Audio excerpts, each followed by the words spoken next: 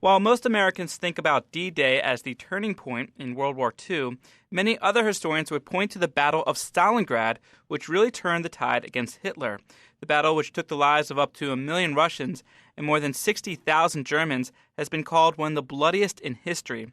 Now, the story of ordinary Russian soldiers who lived through the event has been published in the book The Stalingrad Protocols, written by Jochen Hellbeck, who also teaches history at Rutgers University. Professor Hellbeck joins us now. Welcome. Thank you for having me on the show.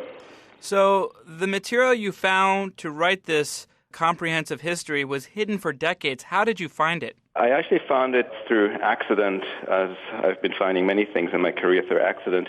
I was tipped off by a number of colleagues who had heard about these documents or had secondhand information about it. So I knocked at the doors of the Institute of Russian History at the Academy of Sciences in Moscow, and some persistent knocking at the door and a good amount of patience finally brought me to the archive where these documents are housed. And what did you discover once you got into the archives? What was there? What I saw was just amazing. I mean, I had initially thought what we were talking about were post-war interviews about the war conducted in 1965. This was my initial belief that this was a post-war initiative of memoirs of the war. But in fact, what I saw were transcripts of interviews with Red Army soldiers in Stalingrad done in part during the time of the very battle. So some of these transcripts are dated December 1942. The interview with Commander Vasily Chuikov, the commander of the 62nd Army, is dated January 5th, 1943. And if you know details about the battle, January 5th is before the start of the final Operation Ring, which would lead to the rout of the German 6th Army. And so it is quite amazing to have these voices from the time of the battle, from before the battle was decided, and to be able to retrieve these open-ended horizons of the war when soldiers were fighting and not yet knowing where that battle would lead to, what exactly the significance of this battle was, and let alone what its significance in the overall course of the war was. Well, before we get into the specifics of the battle and the accounts from these Russian soldiers, let's go back and talk about why Hitler, after all these tremendous successes and throughout Europe, France, Belgium, Austria, Poland, everywhere, thought it was necessary to conquer Russia in the first place, and why he was marching through Stalingrad, what his ultimate objective was at that point. Well, Hitler's war aims were racialized to the core, and so he had a fixation with Russia, with conquering what he saw as a Judeo-Bolshevik system. That's how he called it, and a system from which he believed a great threat emanated to the German Aryan people.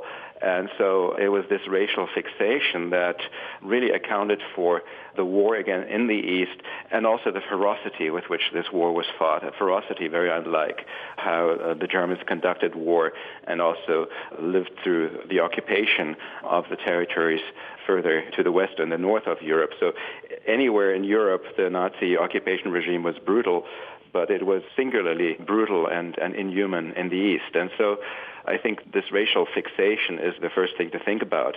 Hitler had economic designs as well, and so he was dreaming of incorporating the breadbasket of Ukraine that extends east almost until Stalingrad, until Kharkov, and further east. He was dreaming of the oil and coal in the south of Russia, so he was thinking of the oil fields of Baku and Grozny. When it came to Stalingrad, it initially was only a side operation of the advance toward the Caucasus and toward those oil fields of Maikop. But Stalingrad then assumed symbolic significance all of its own. I mean, it was economically important. It lay at the artery of the Volga, so there's the trade going through the Volga that could be cut off. Stalingrad was an important arms production site, huge artillery weapons production site.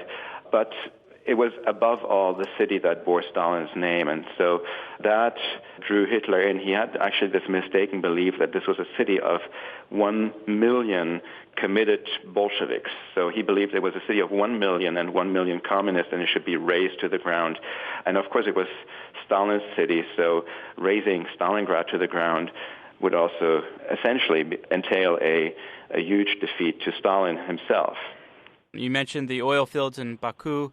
That was really the lifeblood of the Red Army at that time. They desperately needed that. So if Germany had conquered Stalingrad, cut off that oil supply, how imminent was then the fall of the Soviet Union? I think that's a very good question. In fact, if you want to think through the counterfactual, had this succeeded, it was a very unlikely gambit from the start. I mean, the German forces were few and the supply lines were becoming more and more stretched, so we're really talking about a counterfactual. But had this succeeded, yes, the situation for the Soviet regime would have been exceedingly grim. And Stalin did feel that. It's not by accident that he gave this infamous order 227, not one step back, ni shagu nazad in Russian, on July 28, 1942. And this was just after the fall of Rostov, an industrial city twice the size of Stalingrad, which the Red Army had ceded without a struggle, without a fight, to the Germans. And so it was very clear that this situation cannot go on as it has been going on, that the Red Army is not fighting as it should be fighting, and that the Germans keep advancing seemingly unstoppably through the south and east of Russia. And also, at that point, you talked about some of the losses of the Red Army. They had been hurt early on because of the purges, and much of the leadership of the Red Army had been suppressed by Stalin himself. Can you tell us about the state of the Red Army as it entered into war against Germany and how it was able to replenish its ranks? Well, the Red Army had already undergone a massive modernization in 1939, 40, 41. It was not ready yet. I mean, Hitler's war took the command by surprise. This was one of the chief reasons why Stalin was so incredulous when Hitler attacked in June 41. He couldn't believe it. He thought this was a provocation, and he wanted to do anything to accommodate Hitler in 1941 so that his Red Army would be, and Soviet society would be on a full war footing by 1942 or 1943. And so we have to keep this timeline in effect. The society was getting ready for war. If you look at the mobilization of the war economy, these are extremely impressive numbers. But it was only by 1943 that thousands of T-34 tanks were rolling from the conveyor belts on a monthly basis. I mean, by which time the Soviet Union was vastly outproducing Nazi Germany. So sometime in 1942, equality in war industrial production was attained, but it was somewhere during the Battle of Stalingrad that this balance finally was there. So up until then, the leadership was scrambling. The Red Army had massively expanded its ranks, so we're talking about junior officers with little training, but we're also talking about a whole generation of decidedly Soviet citizens. I mean, people who had been Komsomol members in the 1930s who volunteered to join the Red Army, who were brought into the Red Army. And so I think this dedication is also something that historians often seem to overlook, and especially historians who follow Stalingrad and are thinking of Stalingrad purely as a German history don't take into account the kind of resilience and the moral preparation, you could say, the political moral preparation of the Red Army soldier that they were facing. The Red Army was on its own for much of the beginning of the war against Nazi Germany. The United States did not enter the war until Pearl Harbor, which was in 1941, though they were supplying the Russians. But can you tell us about how much help the Soviet Union got from the United States or Britain at the time of Stalingrad? You're hinting at Lend-Lease, of course, the supplies of food and industrial goods and trucks and tanks and trains, ships, massive support coming from the U.S. extending to both Britain and the Soviet Union. But in fact, during the first part of Lend-Lease, and we're talking here of spring 1941 and into 1942, Great Britain was the main beneficiary of Lend-Lease, and only a fraction of the goods came to the Soviet Union. This changed again in 1943, by which time the Soviet Union became the main benefactor of Lend-Lease.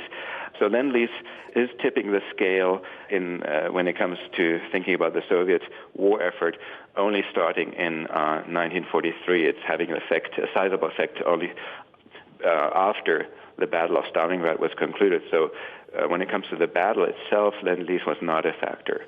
I mean, it was a small factor, but not a significant one. Well, you talked about the big factor being Stalin saying not one step back, even this policy that deserters would be shot. Can you tell us about that and how that affected people and their willingness to fight at that time? Mm-hmm. Yeah, so the order is really a very important turning point. It's an order that, for one, spells out, incredibly draconian measures for soldiers who do not fight, who cede territories, especially for commanders who cede territories, who allow the soldiers to go back without orders from above. So those commanders are then to be shot or to be sent to so-called penal battalions where they have to fight in the bloodiest conditions at the front line to rehabilitate themselves. And it's considered rehabilitation is only provided if they rehabilitate themselves through blood, so they can redeem their assumed sins. This is all the language of the order. So they have covered themselves with sin, with shame, by retreating, by not fighting valiantly. They can rehabilitate themselves in fierce, deadly battle. But among other things, the order also entailed the posting of blocking detachments, Zagad Adriade, that were to prevent soldiers from fleeing. So these measures are very fierce. It seems to me that historians have only looked at those draconian measures when it comes to the order, and less at other things that are in the order. And what is so striking about the order, and what also contemporaries in 1942, in summer 1942, were talking about or writing down in their letters, or were saying to the interviewing historians in Stalingrad, was the language of the order, that there was, for the first time, a very clear picture of the stakes, of the fact that the Soviet Union, as Stalin writes, is not interminably big, that we cannot keep on retreating, that the Soviet army had covered itself with shame and was no longer the valiant Red Army that he had addressed it in 1941, and that there was a sense that we have to do something about this. And I think also the fact that commanders were getting a lot of the blame and the responsibility was something that spoke to ordinary soldiers. So it is not that the order uniformly put a spell on the Red Army and sent shockwaves through it. It was a wake-up call. And as the tide then turned, as the Germans were beginning to be halted in their assault on Stalingrad, the order had a further mobilizing effect on soldiers. They were beginning to understand that this is working, and so the order became reinterpreted once more. So there's a strong mobilizing call entailed in this order, and by the end of the battle, Stalin called his army in a telegram in February 1942. He called it a cadre army, a professional army. So the army had fully rehabilitated itself in his eyes, and so that dynamic was visible all the way through the Battle of Stalingrad. We're going to take a short break. We're speaking with Rutgers University history professor Jochen Hellbeck about his new book, The Stalingrad Protocols. Welcome back. You're listening to The Culture Report, Voice of Russia, America's weekly look into the world of arts, culture, and history. I'm Rob Sachs, and we're speaking with Jochen Hellbeck. He teaches history at Rutgers University and is the author of the new book, The Stalingrad Protocols, which looks at the Battle of Stalingrad from the Russian perspective. So when you have this order, this no retreat, and we talked about the numbers, some say it's 10-1 in terms of the amount of deaths suffered by the Russians versus the Germans. What was going on? Why was it so imbalanced, and what was happening that caused such a tremendous loss of life? Right. Well, let me just correct the number that you gave at the outset.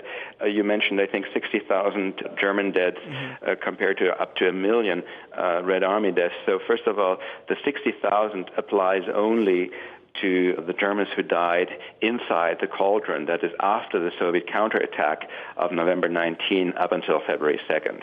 If we look at the overall toll of the Germans between the attack on Stalingrad and the campaign is customarily dated July 17 through February 2nd, the overall toll is 190,000. So that's looking a lot less disproportionate if you compare that to the official number that the General Staff has given in the 1990s. That's a number, I think, of 479,000 Red Army soldiers killed during the same time period. Then you actually have a balance of 1 to 2.5 or something like that. Other estimates go up to 1 million dead, so that would give it something like 1 to 4, 1 to 5 ratio. The imbalance stems from, I think, the fact that, especially in the beginning of the Stalingrad campaign, the Germans had a vast superiority in the airspace. The Air Force was commanding the skies, so they could bomb Soviet positions, Soviet troops at will. The Soviet Air Force was ineffective in the first parts of the battle. Combine that with a overall technical superiority. This is before the Soviet war economy is really rolling at full steam, spewing out tanks and heavy artillery and weapons. So there's a technical superiority of the Germans, plus a war culture on the Soviet side that identifies massive infantry assaults with heroism. And I think that is a huge factor, the kind of senseless dispatching of infantry into the enemy's machine gun fire, which just multiplies the death count. And we see this especially in the desperate measures in September 1942, where the Red Army is riding a huge assault from the north to break through the northern encirclement of the city and then break through the encircled 62nd Army inside the city. This attack by several armies from the north is incredibly costly, and it is quite amply reflected in the protocols that I've studied, where a lot of soldiers are not mincing their words and are saying, laying the blame quite squarely with their commanders. You know, these accounts, you know, you hear these numbers, you hear the vastness of people dying, but then you get into the personal details, children hanging from trees, bodies piled waist high, just the carnage that was going on. Some are saying it's so shocking that, you know, maybe that's why these accounts were hidden. What really stood out for you as you were reading what it was like to live through this horrible, horrible siege? Well, as you were saying, I mean, there's scenes of unspeakable violence and horror, and that, of course, has a shocking effect on the reader. And in the initial period, as I was reading these documents, I had nightmares. I was vicariously living through some of these scenes. I was dreaming of it, so it has a very strong effect on you. I'm especially touched by records such as a nurse. Her name is Vera Gurova.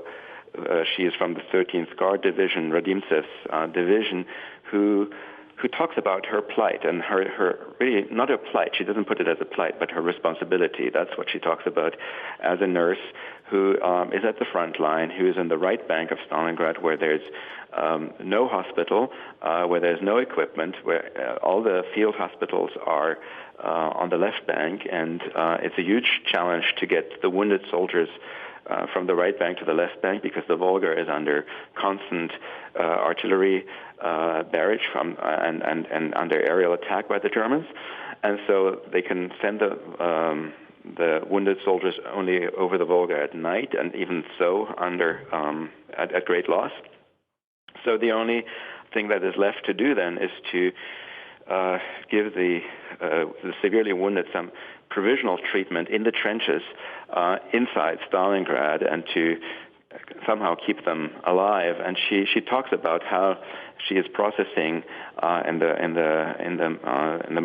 days of most intense fighting in the fall of 1942, something like 400, 500 wounded soldiers per day. And she talks about individuals who stand out and how hard it was for her to be seeing all this misery. But she also talks about how, in order to work, she has to repress these sights, and she has to keep working. She has to numb herself. She talks a lot about morality, which I found quite striking in her 3-page interview. It's a very short, a very soldierly interview, restrained but touching nonetheless. And she talks about the moral strength that implicitly is required of her to persevere in this, but that she also thinks is required of any soldier in Stalingrad. And so she talks about some soldiers who are lying on an amputation table, on an operation table, so they're still operating under these primitive conditions, and they have to amputate a soldier's both legs. And she's quite critical of soldiers who lose themselves and who break down and don't go through this morally intact. So there's an amazing standard, it seems, an inner standard that cannot but impress you when you read these interviews. Thinking about what the soldiers were going through, what about the people who lived in Stalingrad? How many were able to flee, and how many were caught up in the fighting? Well, many, of course, sought to flee, but there was a general prohibition on evacuation. So Stalin again personally forbade the civilian population to leave the city because he was fearing another Rostov. I mean, he was fearing another debacle that the city would just decompose. So the city was declared a fortress, and no one was to evacuate it except there was one modification. The non-working population, I think, was allowed to leave, but everyone knew how to read between the lines, and so the non-working population is basically the housewives of the party bosses. They were allowed to leave as early in July 42. This was something that the local party administration had made sure to pass, and the larger population saw that, and there was a lot of grumbling about this kind of preferential treatment. But overall, the population had to remain there, and the ban on evacuation was not lifted partially until the third day of aerial bombing. The Germans did carpet bombing starting August 23rd, destroying the city district by district. And it was only on the third day that a lot more civilians were allowed to leave. But many had to stay behind because the war industry was still there. Tank production was still going on. Artillery production was still going on.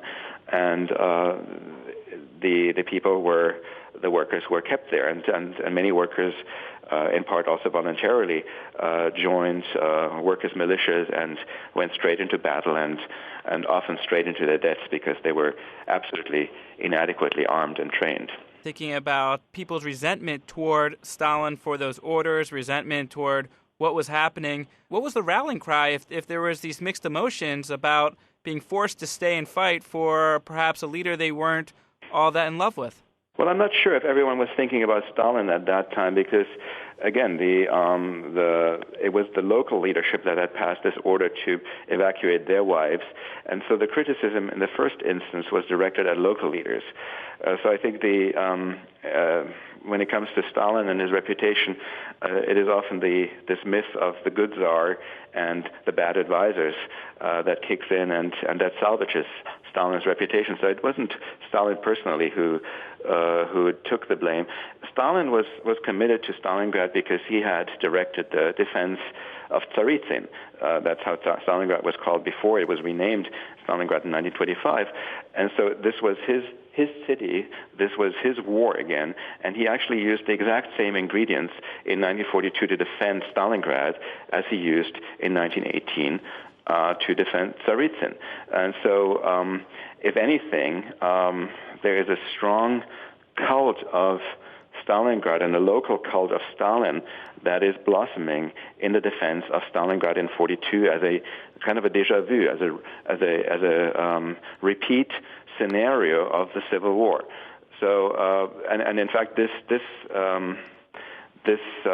myth of Stalin is being worked upon constantly throughout the fall of 1942, and people are conditioned to see their defense as an extraordinary event. So in fact, the significance of the Battle of Stalingrad in good part arises from the historical precedent of the defense of Tsaritsyn and Stalin's role in it. So I think that is one Soviet side of the battle and of its significance that often gets overlooked. When we think about it in terms of, I mean, you were asking about how does this rallying cry materialize and what kind of effects, how does it produce its effect? To me, it seems, and this is something that these protocols suggested so powerfully, and this is not in the literature on the war to date.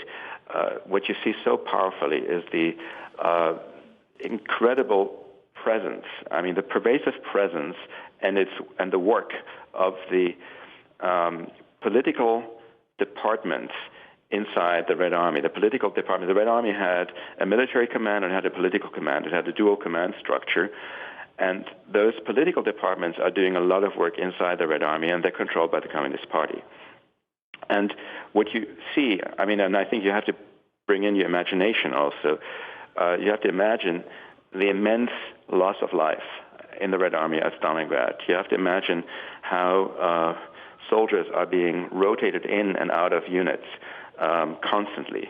So there's practically no familiarity. There's no camaraderie among the soldiers in any sense. I mean, they haven't gone to school together. They're not from the same region. Stalin distrusted regionalism. He always sought to break up divisions and regiments so that people from different regions and nationalities would be together in order to prevent any kind of local nationalism from emerging. So there's nothing that's connecting them. The only thing that's connecting them is the message that the Communist Party is bringing to them on a daily, hourly basis. So you see in these protocols the extent of mobilization, of agitation among the troops, agitation using pictorial sources, oral speech, mobilization using more also written sources. The ongoing work with individual Red Army soldiers on the eve of combat up to the very last minutes before a combat operation. They would be working on them in the trenches, often preferring an individual conversation style to really be sure that the message is getting across, and then followed by debriefing campaigns after combat. So at any point of this campaign, the soldiers are made aware of what it is that they're fighting for and who it is that they're fighting against. And I think this message and the way it is being drummed into their heads and they're being reminded of it cannot be overestimated. And I think not only for its content, but also for its sheer presence, that there is an apparatus that is doing this work, that is taking care of the soldiers in this way. This is what is basically building up and holding the spine of this army that otherwise would fall apart given the conditions. But also they did get some reinforcements. Can you tell us about how things started to turn in this battle, specifically under someone like General Zhukov, and what he was able to do? Sure. I mean, Zhukov's role is huge. It's not clear if it's Zhukov alone or others who are claiming the spoils. There's Vasilevsky is another one. Front Commander Andrei Yeryomenko was also claiming credit for this operation. What we're talking about is the emergence of the plan for a counterattack.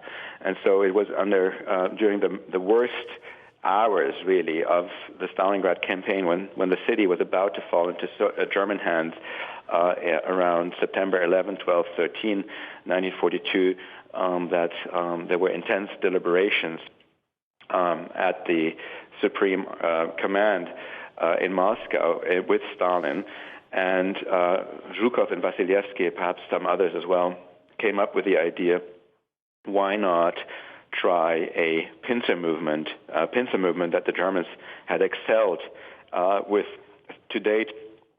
This was the basis of their blitzkrieg tactics to have these strong motorized tank armies plow through the front at two different parts and then encircle the enemy with a deep thrust to the back, into the back of the enemy, cutting off his supplies, encircling and smashing the enemy. And so it was this daring plan that was first formulated in September 1942 and then came to fruition on November 19th, 1942, so this is exactly 70 years ago, that was the big turning point of the battle. It was phenomenally successful. It was also successful because the Germans had intelligence warning them about that, but they consistently underestimated the operational ability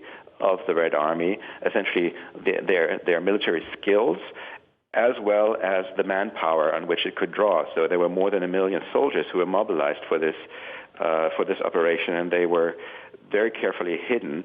But still, the Germans just thought the Soviet Union was at its very end. It was unable to muster further troops, and so they just completely misread the situation. And I think they gravely underestimated the ability of Red Army commanders, also Stalin's own ability. If you compare him with Hitler and Hitler's stubbornness, Stalin was able to learn. And so this learning curve is something that was lost on the Germans throughout the battle. We're going to take a short break. We're speaking with Rutgers University history professor Jochen Hellbeck about his new book, The Stalingrad Protocols.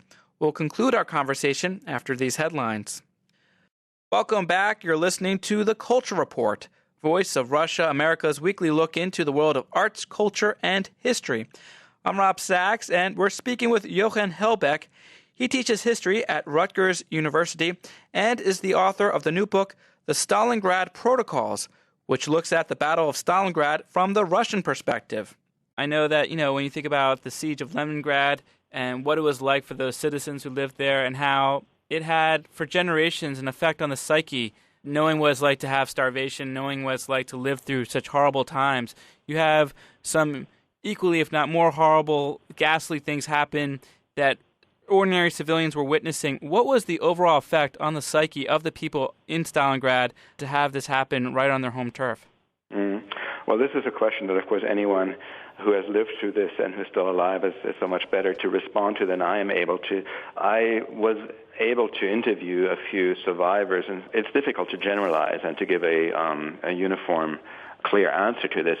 Let me give you sort of two composite answers. I talked to a survivor of the battle who himself was a kid. He was, I think, 12 years old, and he survived the bombing, the aerial bombing, while family members around him were dying. He witnessed the German occupation and the Germans coming into the basement and stealing things, taking away blankets and food that they needed themselves, taking it for themselves. But the thing he remembers to this day is actually being outside in the city and then witnessing an aerial attack. And he says he can remember to this day the red hair and the grin of this pilot who was attacking him with his fighter plane and shooting at him from his board cannon.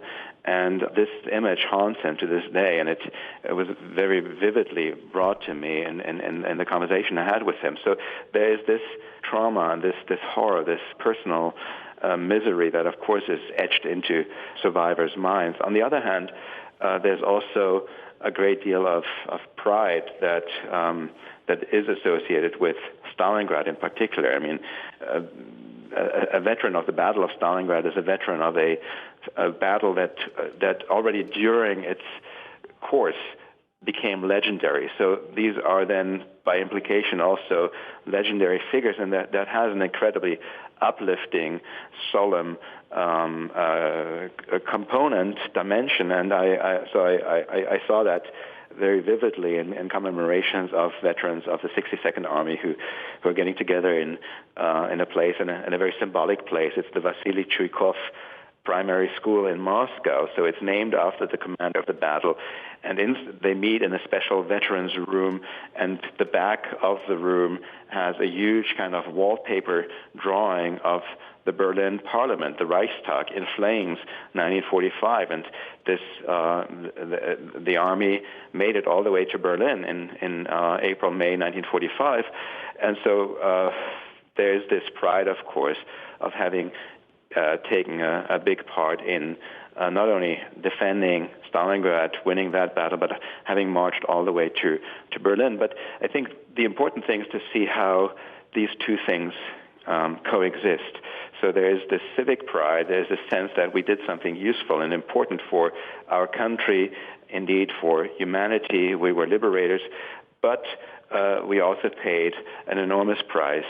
That on the part of veterans often goes along with one another. You talk to other survivors, and there are many other survivors who would say this was a senseless carnage from the start, and I'm much more bitter and miserable, and don't live this kind of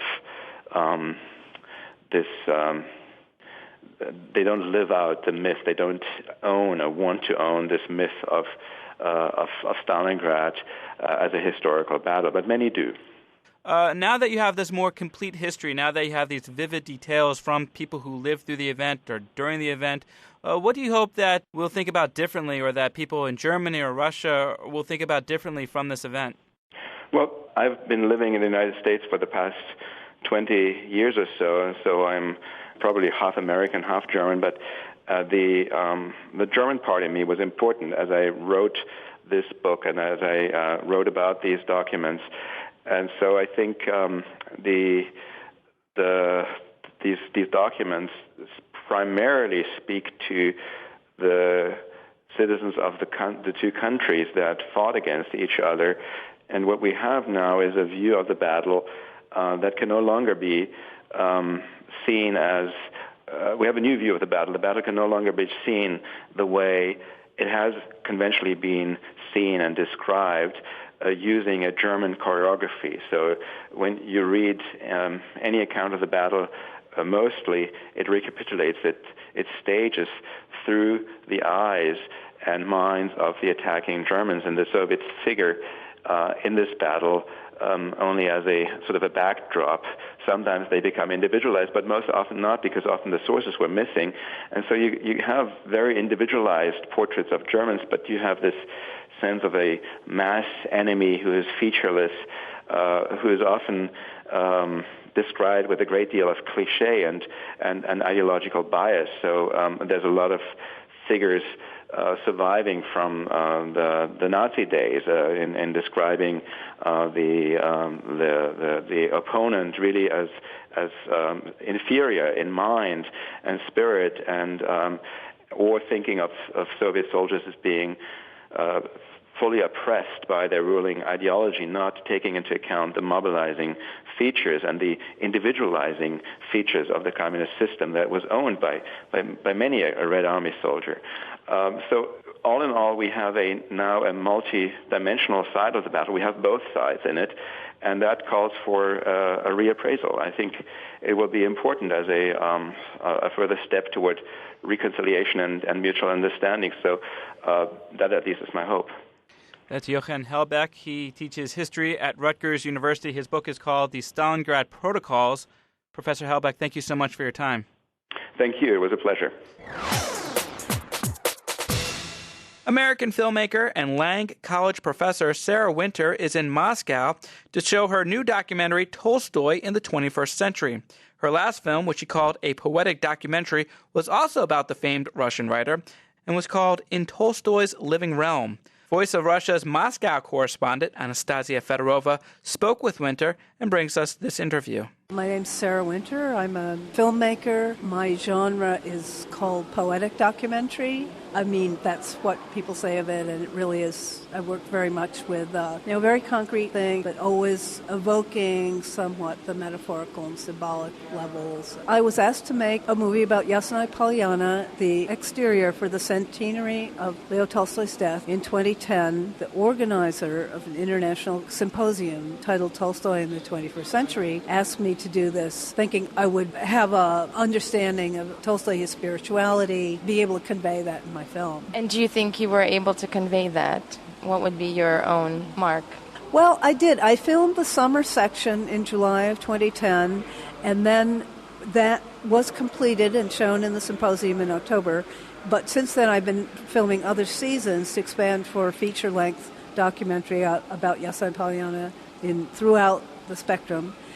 So the first time I went to Yasna Polyana, first thing that struck me was how alive it is, how the people are doing things. They're doing the agriculture, they're preserving his legacy, so that this vitality, this aliveness was something from the outset I wanted to convey in the film. But it's built on the foundation of Tolstoy's thought, of Tolstoy's legacy. And what is your relationship, your personal relationship with Tolstoy? I had not read his philosophical writings before, his influence on Gandhi and nonviolence, and that he became a vegetarian, his environmental interests, the forestry on the estate that is such an important factor. I was unaware of those things, so this was all new for me, learning about that side of him. And I guess Tolstoy as a person, both himself and his wife, reading the diaries, the letters, understanding just the dynamic of them as human beings is new to me. It's something I'm learning and continue to learn as I make the film in order to convey that. What about the film itself? What format are you working in? And visually, what it will look like? How is it going to be as a movie? Excellent questions. Well, I'm shooting it on film because film has the image. It's Super 16, which for then editing, I transfer it into a high definition format, and then it's finished in high definition. But the fact that it originated in film means that you get kind of a range in texture and light. You get the range in the light that you really cannot get with video. The beauty in the colors, and a trade secret that I usually use what we call normal lens, so the lens that reproduces the spatial relationships that the eye sees, so that what you're seeing is the way you would experience the space if you were there. And this is very important in the film. And, people from Yasna Polyana who've been there and see the film feel that the film does convey what it is to experience being there. But it's very much emphasizing the beauty. Where else did you visit to film besides Yasna Polyana? Before I started this, I went to St. Petersburg just because I wanted to see the contrast. So what is St. Petersburg, which he always contrasts with War and Peace and Anna Karenina, with the estate, to have that feeling of the austerity and the land versus the city. But I've also filmed in the estate, the affiliated estates, Pirogova, which was his sister's estate, Nikolskaya, which was his brother's estate, and then he inherited it, that is the model for the Rostov estate in War and Peace. And then this fall I was invited to attend the dedication of monuments in Dagestan to Tolstoy and Haji Murat. I got to film a little bit in the mountains there, but to film the landscape of the mountains that he described so vividly in the Cossacks, for example, as being such a transformative experience of seeing those mountains. You also went to India as well? Yes, I've been to India. I filmed the Tolstoy statue in Delhi. There's one in Costa Rica. I haven't yet filmed that, but I will. And Canada, I also filmed those. As a documentary director, can you share your aesthetic a little bit, just so we can visualize what will it be like? It's really much more structured like a piece of music. I'm thinking of it like in 4 movements, whether you have the adagio movement and I want it apprehended by the viewer very directly and very simply and very emotionally.